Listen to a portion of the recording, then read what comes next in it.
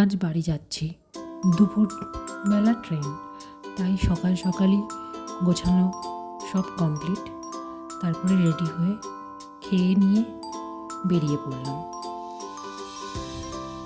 2:30 নাগাদ ট্রেন বলে ঠিক 2 নাগাদ আমরা স্টেশনের জন্য বেরিয়ে পড়েছি। কাকাই আর বাবা এসেছিল ছাড়তে, তাই জানলা দিয়ে উঁকি মারছিল। হঠাৎ করে প্ল্যান, স্কুল ছুটি, তাই টিকিট পাইনি।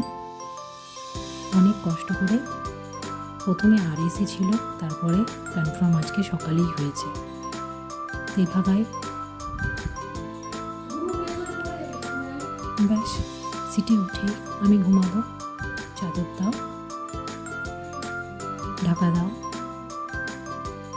এই তো আস্তে আস্তে অনেক কষ্ট করে ঘুমালো।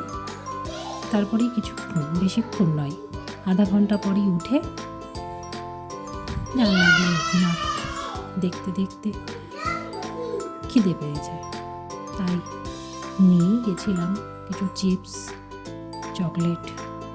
চিপসের প্যাকেট খুলে দিলাম, তারপরে কিছুক্ষণ পর একটা ফ্রুটি খাওয়ার পর এই করতে করতেই পৌঁছে গেলাম মালদা।